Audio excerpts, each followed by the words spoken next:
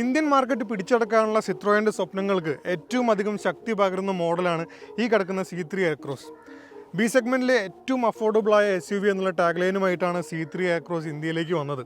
ഇതിന് national launch നടന്ന സമയത്തും അതിനുശേഷം കൊച്ചിയിൽ നടന്ന റീജിയണൽ ലോഞ്ചിനും നമ്മൾ C3 എയർക്രോസ് ഓടിച്ചിരുന്നു. അതിൻ്റെ അഭിപ്രായങ്ങൾ നമ്മൾ പറഞ്ഞിരുന്നു. ആ സമയത്ത് നമുക്ക് ഏറ്റവും ഇംപ്രസീവായിട്ട് തോന്നിയത് ഇതിൻ്റെ എഞ്ചിനും സസ്പെൻഷനും ഇൻറ്റീരിയറിലെ സ്പേസും എല്ലാമായിരുന്നു. ആൻഡ് എല്ലാവർക്കും ഒരേപോലെ പരാതി ഉണ്ടായിരുന്ന ഒരു കാര്യം ഓട്ടോമാറ്റിക് ട്രാൻസ്മിഷൻ ഇല്ല എന്നുള്ളതായിരുന്നു. ആ ഒരു പരാതി ഇപ്പോൾ സിട്രോൺ എന്തായാലും തീർത്തിരിക്കുകയാണ്. യെസ്, ഇതാണ് സിട്രോയിൻ C3 എയർക്രോസ് ഓട്ടോമാറ്റിക്.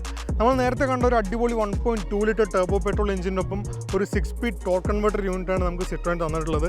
എക്സ്റ്റീരിയറിലും ഇൻറ്റീരിയറിലൊന്നും യാതൊരു മാറ്റമില്ല. Visually it's similar, it's same as manual C3 Aircross. 1-2 features ചെറുതായിട്ട് അങ്ങോട്ട് മാറ്റമുണ്ട്. അത് നമുക്ക് ഉള്ളിൽ ഡ്രൈവ് ചെയ്തുകൊണ്ട് പറയാം. നല്ല വെയിലാണ്. നമുക്ക് ആദ്യം തന്നെ ഗിയർ ബോക്സിനെ പറ്റി സംസാരിക്കാം. ഇനീഷ്യലി സിട്രോൺ പറഞ്ഞിട്ടുണ്ടായിരുന്ന ഇന്തോനേഷ്യൻ മാർക്കറ്റിൽ C3 എയർക്രോസിൽ അവർ പ്രൊവൈഡ് ചെയ്യുന്ന ആ ഒരു AC-ൻ്റെ 6 സ്പീഡ് ടോക്ക് കൺവേർട്ടറാണ് നമുക്ക് ഇന്ത്യയിലേക്കും കിട്ടാൻ സാധ്യത എന്ന് പറഞ്ഞു, ഉറപ്പ് പറഞ്ഞില്ല. ഇപ്പോൾ ഫൈനലി ഓട്ടോമാറ്റിക് ഒരു വേരിയൻറ്റ് വന്നപ്പോൾ AC എന്നുള്ള ബ്രാൻഡിൻ്റെ പേര് നമുക്ക് എവിടെയും കേൾക്കാൻ കഴിയുന്നില്ല. സിട്രോണിൻ്റെ പ്രസ് റിലീസിൽ വരെ ഉണ്ടായിരുന്നത് ലോക്കലി മാനുഫാക്ചർ ചെയ്ത അല്ലെങ്കിൽ ലോക്കലി സോഴ്സ് ചെയ്യുന്ന ഒരു 6 സ്പീഡ് ടോർക്ക് കൺവേർട്ടറാണെന്ന് മാത്രമേ പറഞ്ഞിട്ടുള്ളൂ. ബ്രാൻഡ് ഏതായാലും നമുക്ക് കുഴപ്പമില്ല, നല്ലപോലെ പെർഫോം ചെയ്തെടുത്തോളം നമുക്ക് യാതൊരു പരാതിയില്ല.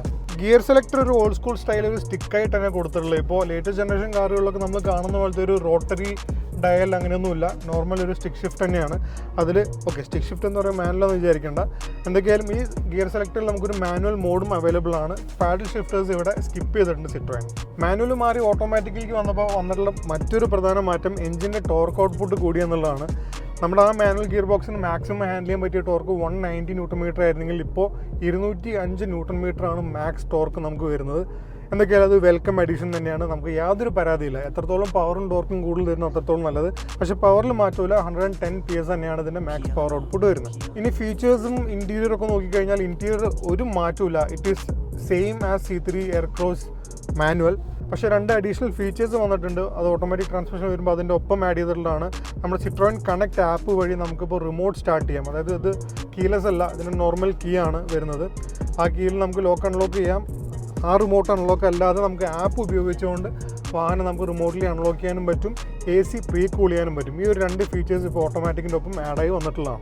ഇനി നമുക്ക് ഏറ്റവും പ്രധാന കാര്യത്തിലോട്ട് കിടക്കാം. അതായത് ഗിയർ ബോക്സിൻ്റെ ബിഹേവിയർ എങ്ങനെയാണെന്ന് നോക്കാം. യൂഷ്വലി ഈ സ്മോൾ കപ്പാസിറ്റി ടർബോ എൻജിൻസിന് ഓട്ടോമാറ്റിക് ചെയ്യാന്നുണ്ടെങ്കിൽ കുറച്ച് പാടുപെട്ട പണിയാണ്. അതായത് പണ്ടൊക്കെ ആണെന്നുണ്ടെങ്കിൽ എല്ലാം ഹൈ കപ്പാസിറ്റി എൻജിൻസ് ആയിരുന്നു. 2000 cc 2400 cc നോൺ ടർബോ എൻജിൻസാണ് നമുക്ക് ഉണ്ടായിട്ടുള്ളത്. ഇപ്പോൾ എമിഷൻ നോംസും എല്ലാം വന്നുകൊണ്ട് തന്നെ എൻജിൻ്റെ കപ്പാസിറ്റി കുറയും. അതിൽ ടർബോ പിടിപ്പിക്കേണ്ട ഒരു അത്യാവശ്യമായി മാറിയിരിക്കുകയാണ്. അപ്പോൾ ഈ ലോ ഡിസ്പ്ലേസ്മെൻറ്റ് ടർബോ എൻജിൻസിന് ഏറ്റവും ഒരു എക്സ്പീരിയൻസ് ഇഷ്യൂ എന്താണെന്ന് വെച്ചാൽ എൻജിൻ ഐഡിൽ ചെയ്ത് തുടങ്ങുന്ന സമയത്തുള്ള ഒരു ടോർക്ക് വളരെ കുറവായിരിക്കും. അതുകൊണ്ട് ഗിയർ ബോക്സിൻ്റെ ട്യൂണിങ് സ്പോട്ട് ഓൺ ആണെങ്കിലാണ് നമുക്കതൊരു സീംലെസ് ആയിട്ട് ഫീൽ ചെയ്യാൻ പറ്റുള്ളൂ. ഷിഫ്റ്റിംഗ് സ്പീഡൊക്കെ നോക്കിക്കഴിഞ്ഞാൽ അതിമാരകമൊന്നും നമുക്ക് പറയാൻ പറ്റില്ല. ഇത് ടോർക്ക് കൺവേർട്ടർ ആണല്ലോ. എപ്പോഴും DCTs ആയിട്ടൊക്കെ കമ്പയർ ചെയ്യുമ്പോൾ ടോർക്ക് കൺവേർട്ടർ ചെറിയൊരു ലാഗുള്ള ഗിയർ ബോക്സ് തന്നെയാണ്. ഇതിൻ്റെ അപ്പ് ഷിഫ്റ്റ് എല്ലാം നല്ല കറക്റ്റ് പ്രിസൈസ് ആയിട്ടാണ് വരുന്നത്. നമുക്ക് വേണ്ട സമയത്ത് കറക്റ്റ് ഗിയർ അപ്പ് ഷിഫ്റ്റായി പോകുന്നുണ്ട്. ഡൗൺ ഷിഫ്റ്റ് ചില സമയത്ത് ഒരു ചെറിയ ലാഗ് നമുക്ക് ഫീൽ ചെയ്യുന്നുണ്ട്. എസ്പെഷ്യലി നമ്മുടെ ഒരു സിറ്റി സ്പീഡിലൊക്കെ നമ്മൾ പോകുന്നുണ്ടെങ്കിൽ നമുക്കത് കുറച്ചും കൂടി എക്സ്ട്രാ ഫീൽ ചെയ്യും. ഓപ്പൺ റോഡ്സ് ഹൈവേസിലൊന്നും നമുക്ക് ഡൗൺ ഷിഫ്റ്റിൽ യാതൊരു കുഴപ്പമില്ല.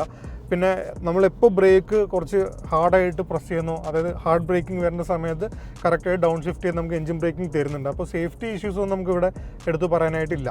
ഇതൊരു ടോർക്ക് കൺവേർട്ടർ ഗിയർ ബോക്സ് ആയതുകൊണ്ട് തന്നെ ഒരു പ്രോപ്പർ ടോർക്കിൻ്റെ സർജ് കിട്ടിയാലാണ് അതിൻ്റെ ഷിഫ്റ്റും കാര്യങ്ങളൊക്കെ സ്മൂത്തായിട്ട് വർക്ക് ചെയ്യുള്ളൂ.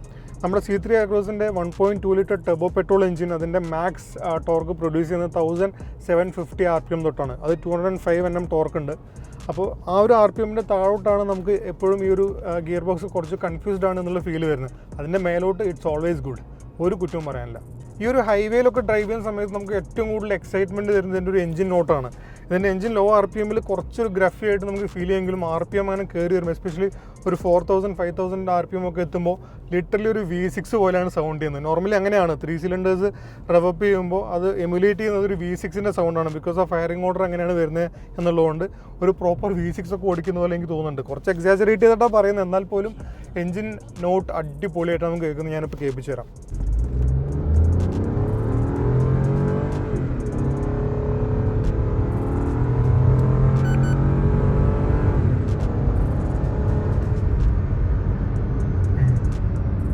ഇനി ഹൈവേ ബിഹേവിയർ നോക്കിക്കഴിഞ്ഞാൽ 100 കിലോമീറ്ററിൽ ക്രൂസ് ചെയ്യണമെന്നുണ്ടെങ്കിൽ 2000 RPM തൊട്ട് താഴെയാണ് നമ്മുടെ എഞ്ചിൻ റവ് ചെയ്തുകൊണ്ടിരിക്കുന്നത്. 80 ക്രൂസ് ചെയ്യുന്നുണ്ടെങ്കിൽ 1500 RPM ആണ് വേണ്ടി വരുന്നുള്ളൂ. അപ്പോൾ അതിനർത്ഥം നല്ല ക്രൂസിങ് മൈലേജ് കിട്ടുന്നുള്ളതാണ്. ഞാൻ ഹൈവേയിൽ ഓടിയ സമയത്ത് രാവിലെ കുറച്ചൊക്കെ ചവിട്ടിപ്പൊളിച്ച് ഓടിച്ച്, എന്നാലും മൈലേജിന് വേണ്ടി നോക്കിയ സമയത്ത് 20-നടുത്ത് എനിക്ക് ഇവിടെ നമ്മുടെ ഡിസ്പ്ലേയിൽ കാണിക്കുന്നുണ്ടായിരുന്നു. അതായത് 80 ക്രൂസ് ചെയ്യുന്ന സമയത്ത്. സിറ്റിയിൽ നോക്കിയപ്പോൾ അറൗണ്ട് 12-13 ഒക്കെ കിട്ടി. അത് വളരെ മര്യാദയ്ക്ക് ഓടിക്കുമ്പോൾ പെർഫോമൻസ് ഒക്കെ ടെസ്റ്റ് ചെയ്യാൻ പോയി കഴിഞ്ഞാൽ മൈലേജ് കുറയുന്നുള്ള ഞാൻ പ്രത്യേകിച്ച് പറയേണ്ട ആവശ്യമില്ലല്ലോ. ഞാനിപ്പോൾ ഇന്ന് രാവിലെ തൊട്ട് 80 കിലോമീറ്ററോളം ഹൈവേയിൽ ഓടിച്ച് കഴിഞ്ഞു ഓൾറെഡി. എനിക്ക് വളരെയധികം മിസ് ചെയ്തത് ക്രൂസ് കൺട്രോൾ എന്നുള്ള ഫീച്ചറാണ്. ഇതിൽ ക്രൂസ് കൺട്രോൾ ഇപ്പോഴും സിട്രോയൻ കൊടുത്തിട്ടില്ല. അതും കൂടി ഉണ്ടായിരുന്നെങ്കിൽ കംഫർട്ടിൻ്റെ അങ്ങേ അറ്റത്ത് എത്തിയാണ്. ഇപ്പോഴും കംഫർട്ടിന് കുറവൊന്നുമില്ല.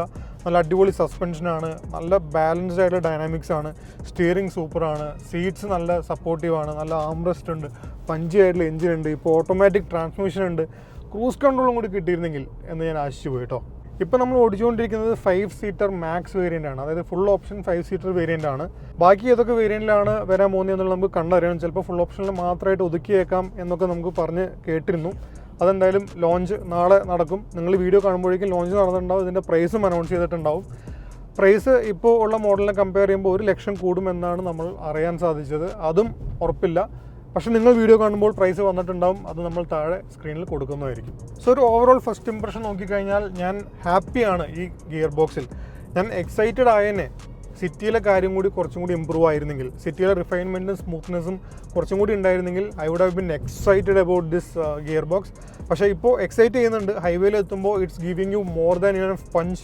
നല്ല അടിപൊളിയായിട്ട് നമുക്ക് ഡ്രൈവ് ചെയ്യാൻ പറ്റുന്നുണ്ട്. സോ അതെല്ലാമായിരുന്നു സിട്രോയൻ C3 എയർക്രോസ് ഓട്ടോമാറ്റിക്കിൻ്റെ വിശേഷങ്ങൾ. ഈ വീഡിയോ നിങ്ങൾക്ക് ഇഷ്ടമായെന്ന് ഞാൻ വിശ്വസിക്കുന്നു. ഇഷ്ടമായെങ്കിൽ ചാനൽ സബ്സ്ക്രൈബ് ചെയ്യണം, വീഡിയോ ലൈക്ക് ചെയ്യണം, കമൻറ്റ് ചെയ്യണം, ഈ വീഡിയോ നിങ്ങളുടെ ഫ്രണ്ട്സിന് ഷെയർ ചെയ്തും കൊടുക്കണം. This is Babu Antony signing off. See you in the next video.